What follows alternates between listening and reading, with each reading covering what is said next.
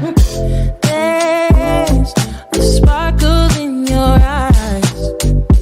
I feel the warmth of your skin.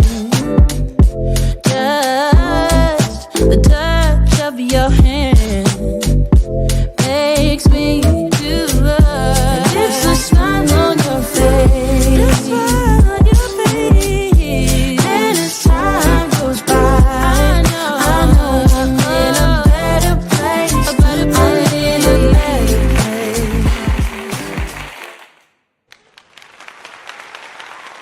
Welcome, welcome, welcome. Well, I'm Roberta the Tool Lady, and this is Put It All on Red. So we're gonna be talking tonight. It looks like it's gonna just be me. I have a lot to talk about, a lot to share, a lot of information. I don't know if it's information, but I'll just say things that are on my heart. So tonight, what I wanted to talk about. Well, first of all, let me check in. Uh, Let me tell you how I feel. I'm feeling seven. So I'm feeling good.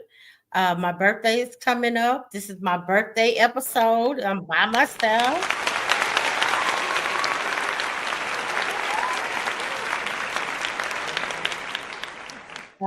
Something I always like to say that I've never said put it all on red. I don't think I got to say it on any other show I've been on, but God is still on the throne, so I'm gonna say that too because yeah, definitely. I sit here and I think about it. I'm like, okay, Roberta, where would you be at if it wasn't for God? I don't know. I don't know. I know I wouldn't be here. So I'm just thankful. I'm thankful for this birthday. I'm thankful that you're joining me tonight. I hope that I say something that resonate. Um, if I'm by myself, I'm gonna tell you what I'm gonna do. I had a couple of scriptures that have been in my heart, and so as I talk, I'm gonna share them with you.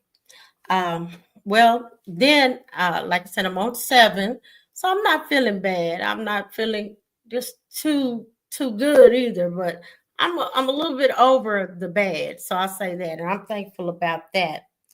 Um, Now I'm gonna talk about some of the current things that are going on. I was talking about it to the producer before we came on.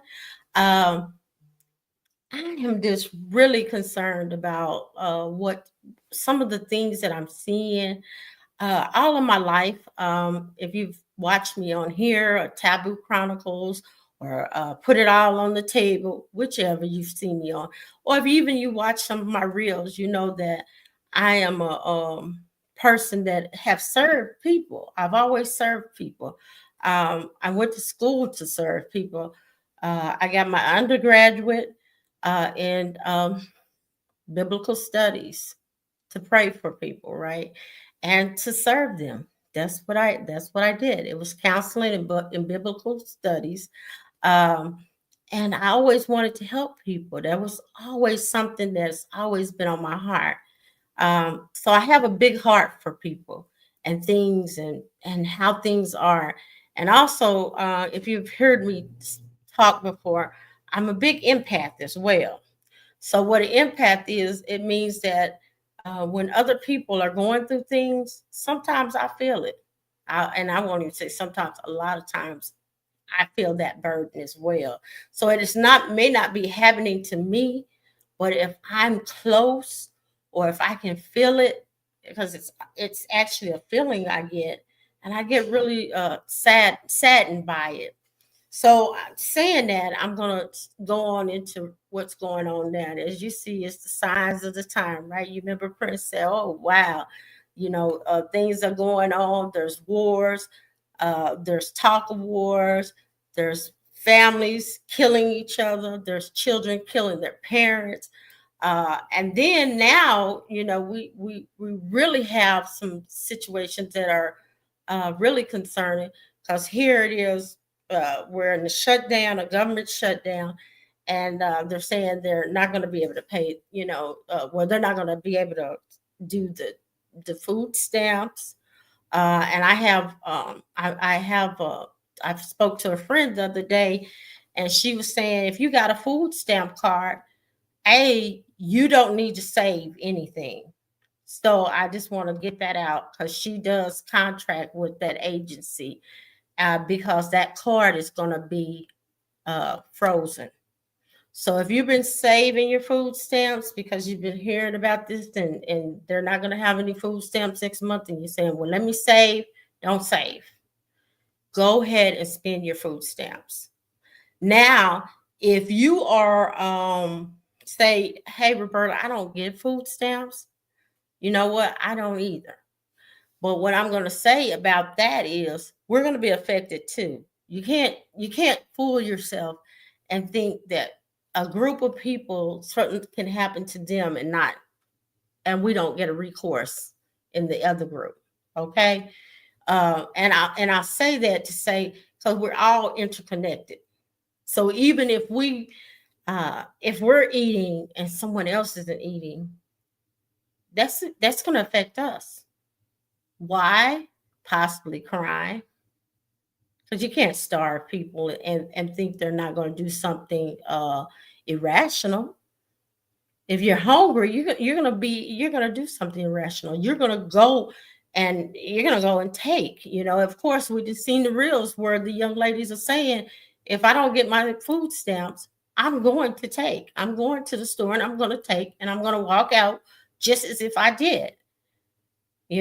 So what they're saying is that is all I know, and that's what I'm going to do.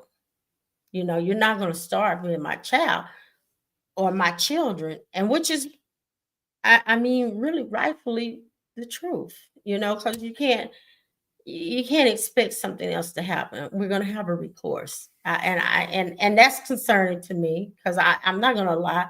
I said, um, what I would advise you to do before that time, because they're still battling over it. I seen where they said they're going to take them to court about it for not, issuing the food stamps. But if you don't get food stamps and money is tight, go to your food pantries. Go check your food pantries out. Go to as many food pantries as you can and get food. I believe that this is the time to actually do it. And I'm not even a fearful person, but I can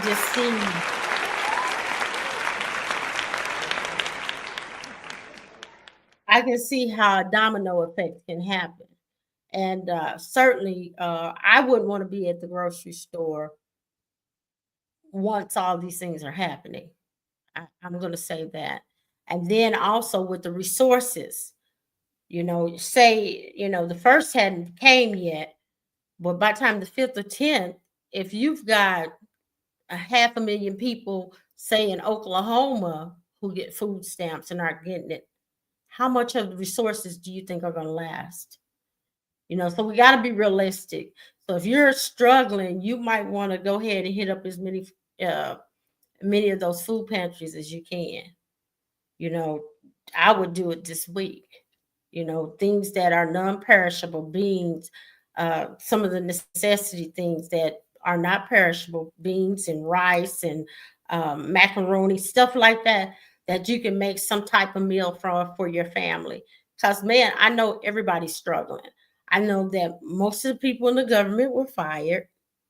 I know that again, it's a domino effect because if you fire those people, of course, they were going to restaurants, they were going to get their clothes cleaned in certain places. So, guess who else is not making money? All of those other businesses. So, I know this is a tough time for a lot of people in America. And again, for me, it's really concerning, very concerning, because I just see how everybody's is really pressed to the bare minimum. And I know when you get pressed and you don't have your basic needs, and your basic needs is what? Water, food, and a place to stay. That's your basic needs. And then I'm gonna tell you what, for those who, because I've seen people on social media, I also work with people who say, you know what? They lived on Section 8 all this time. It's time for them to pay some rent and go get a job. Or they get food stamps, they be getting food stamps for all their kids. It's time for them to, but the truth is, now the truth is this. For one, maybe some of it is true, but some of it's not. Because you have to orientate, or you have to offer something else in that place. You can't just say, "Oh, next week you're going to be put out," because where are they going? We have an epidemic of homeless people, so they're just going to go to the street too. It's not really it's not human. I think for people that have and the have-nots to think, well, they just don't have it, and that's it. I don't think that's a human part of us. I think that's inhuman for us to think that way. And certainly some people, because I've spoke to people and they said, well, if you got 4 or 5 kids and you're making minimum wage, you're going to still want food stamps. You still can get food stamps, and you need them to feed your kids. And that's true, because after COVID, what happened? All the bills went up. Everything went up. We haven't got a break from that realistically. I know my went up. My lease went up $300. So I'm sure yours did too. People's rent went just through the roof. And with the seniors, let's talk about that. Um, I thought the seniors were going to be exempt, but the truth, they're not. Because now some of the talk is about the Medicare. Well, let's go back. It's the food stamps, Section 8. A lot of individuals Section 8 are elderly.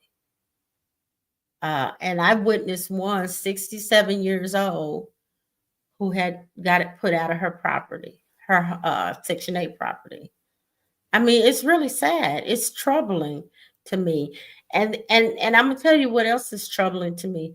We're in the richest country in the world, and this is what we're doing to our people. There's no reason. We have so many resources, and we're so educated. Why should we starve our children and our families? Why should we put our elderly out on the curb? That it makes no sense to me. It's very inhumane, and it's really heartbreaking to think about.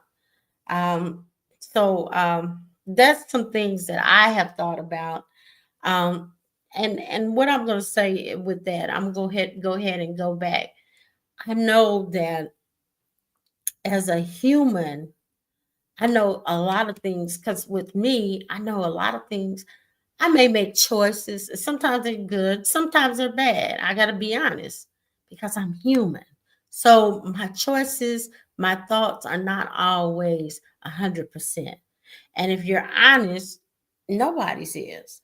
So why would I say that? I'm saying that to say that as we think about this, and we think, depending on what side you are, what side you're on.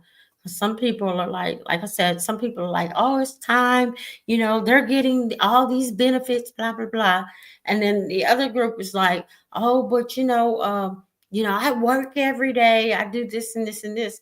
But what I've learned about that is, okay, again, we're really still together. We're really still very much together. And what happened is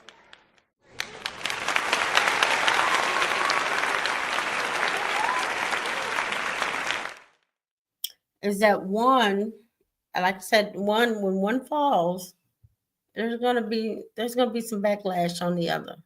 No group is gonna go starving while the other group is doing well. And, that's going to be an increase of crime. It's really sad. Or increase of death, an increase of suicide because people, how do they handle that? I was sharing earlier. I lived through the oil boom and the oil bust in Oklahoma, and this kind of put me in mind of it. The air and the atmosphere of it, like the uncertainty of what is going on. I can remember being like 10 or 13, and people were like lining up at the banks, and the banks were closed and they couldn't get their money out.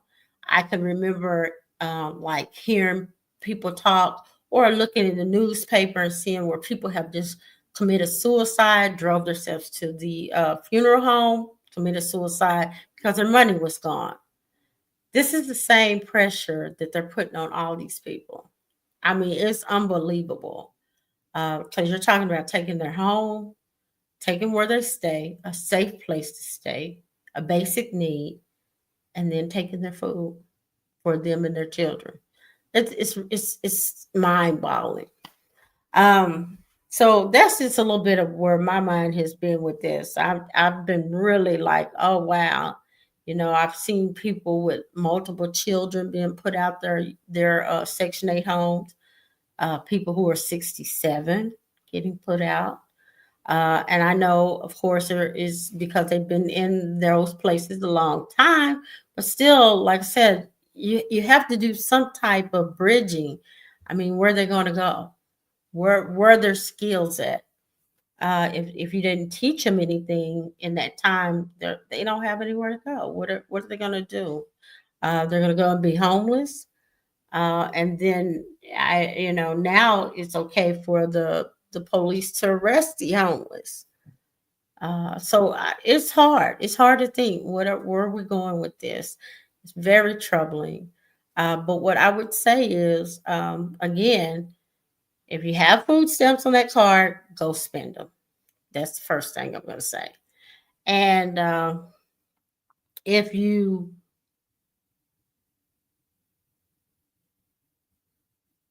the waiting list for the shelter, is there still a list for this? The best thing I say is call 211 on your phone, on your cell phone. That's a resource. And they can tell you if there's any local shelters and these shelters opening. And the truth is, on one episode of Taboo Chronicles, we talked about this. There's a group of homeless people where they have accepted that's their way of life. This putting people out of their homes will create another group of people where that's not their lifestyle. So that's going to be two different groups, and then we don't have the resources for it. We don't have shelters. There's not a lot of shelters. Again, with that, with our new laws, our mental health was cut down. All of this within this year, like 8 months. The whole a whole system was just brought down. So within this 8 months, we don't have that anymore. We don't have mental health. We don't have resources.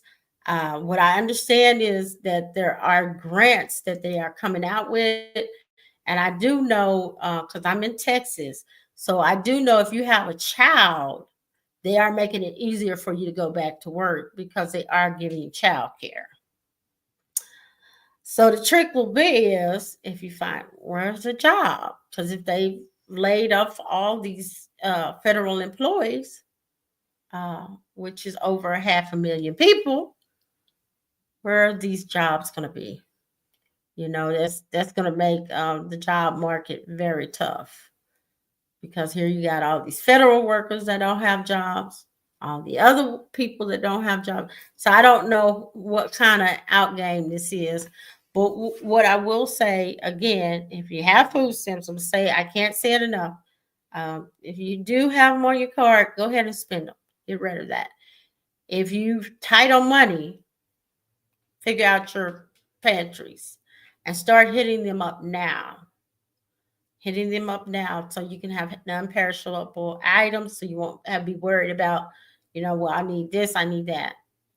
Uh, the other thing I would say is, I had seen a post earlier, and I said it's so true. This is the time that we need to come closer.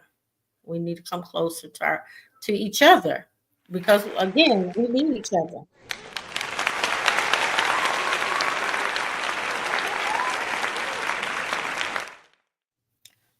Again, and another thing is, be aware of your mental health. Where's your mental health at? Be aware of it. I know, like I said, even for me, I'm not on any of those programs, but it stresses me out to think about it, and then it kind of hurts my feelings to hear. Here's a 67-year-old lady that's been on Section 8 30 years, and she's getting put out of her unit. Where's she going? That kind of hurts my feelings, because here she is, 67. What is she gonna do? Where's she gonna get skills to even work in the workforce? She's older, more, likely to get, have some things going wrong physically, or health wise. And now you're just putting her out of place and thinking, okay, now you're gonna go and live somewhere else. I mean, that's not realistic. It's just it's a rough time to watch, a hard thing to watch. Now, I wanted to share a scripture, um, and it's one that it talks about fighting against flesh and blood. And if you don't mind, um, well, that we fight against things that are not flesh and blood, but things that are up high above us. And so what I'm going to say is, and this is, I know is spiritual. This is a spiritual turn. I've never did this before public. Well, I've done it live on my Facebook a while ago during the COVID, but I haven't done it in a while. I haven't talked about scripture, but I'm going to go ahead and talk about it. We really don't fight against each other. We're fighting against, it's a spiritual fight. We're in a spiritual fight. It's good and bad. It's good and evil. That's what's going on. So those things are real. There's good and bad in this world, and that is where the fight is, and it's a real fight, and that's where we're at right now. When we look at these things, and then when we go to Romans, it reminds us that all things work together for the good of those, and you should know the rest, right? All things work together for those who love the Lord. So what I would say, draw near him. Now, I can say this because I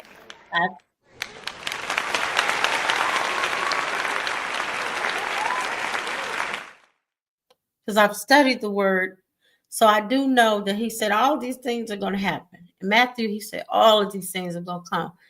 And it's Jesus speaking. He said, but I'm not still near thy. So that means we're going to see a lot of things. And if this is troubling, because this is troubling, because this means a lot of people are going to hurt.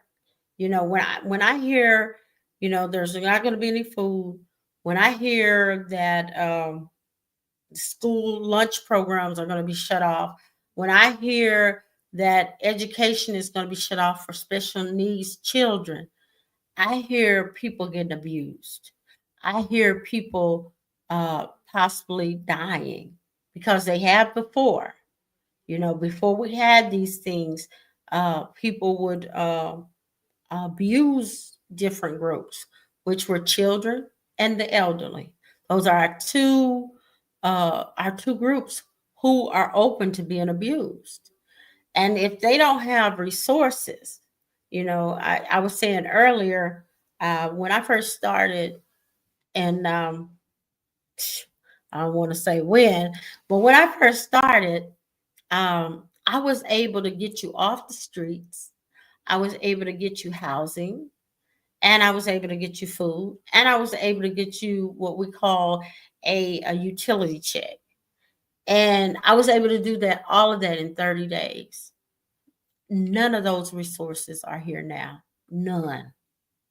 So it is just mind blowing to me to watch. Here it is, no resources. All we have is each other.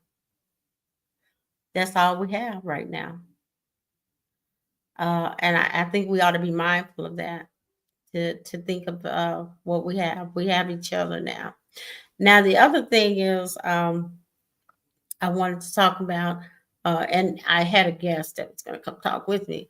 But of course, ending this month is Domestic Violence Month. I seen a young lady right in this month get killed, and her two babies. The guy that shot her took the two children, uh, and they found them, of course, and the babies. So we thank heavens for that. But that's a very serious deal as well. And that's going to happen more because when you don't have coping skills. And when things are going, you can't feed your family, you can't feed yourself, your brain starts to work different. That's reality. When you start working off of stress and being off of survival, that's a different brain. Survival brain is way different from a brain of, okay, I'm living.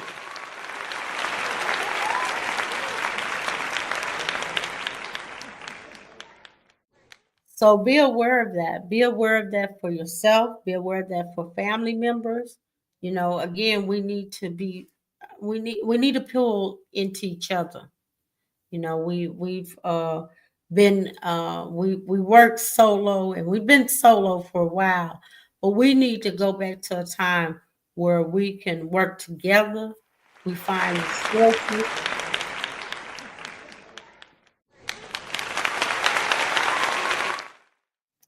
and that we really find some compassion for each other.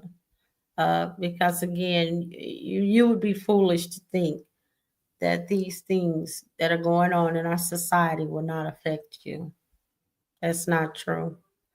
I've been watching the Bunker on Netflix, and as I watched it, I thought about all the things going on, and these people, these millionaires, they fed into it. There's also stories or a book that the tech giants have. It's compiled of their stories and how, excuse me, how they're going to survive an apocalyptic time. Because what they're saying is that these things that what I'm saying is coming, they're saying they're going to be ready. So, excuse me, some of them have built underground houses. Some of them have built houses that are different places with where they are going to be having gas go around them and burning. They got security ready. So what I'm telling you is they have all these ideas of this being the end of the world. And amen. I like that. I like that. That's right. That's right.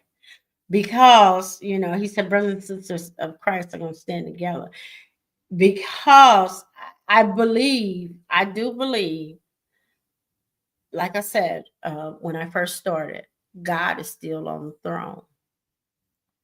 And, sometimes we like to remove him more now than ever.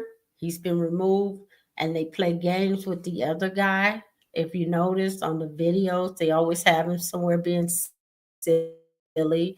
On commercials, they haven't been silly. And you know who the other guy is, right? But what I'll say to you, it's not normal. That's why I said we're not fighting flesh and blood. So when you run into your sister, you run into your brother, be mindful of that. We're not fighting flesh and blood. We're fighting high things. It's a spiritual battle. And that's what is being fought right now. This is good and bad, or evil and good. And it's a true battle. Like I said, when you see that other guy, if you and here now, you'll see him all the time on commercials, on reels. Oh, they play with him all the time. Sometimes even have the nerve on the end of the reel. They have the goat mm, at the end, and they'll have his little deal, that little goat. Guess what? That's evil. That's evil. And that lets you know that is the time we're in. When our children, that's what our children are sitting on this internet, and they're watching and they're playing with. And I'm going to let you know why I don't say the guy's name. I don't say the guy's name because Jesus didn't even play with it. I'm going to tell you that. He didn't play with it. When he tempted Jesus up on that mountain, he told Jesus, if that's who you're supposed to be, Jesus just told him, get on behind me. He didn't play with him. You know, if you read Jesus, Jesus didn't continue calling his name. I guess you could say he didn't acknowledge him, but also to say he knew that was his adversary. He didn't play with him. It's nothing to play with. So that's just a little bit about where my heart is. But other than that, it is my birthday. Thank you all for joining me tonight. Um, I'll be back on the tour.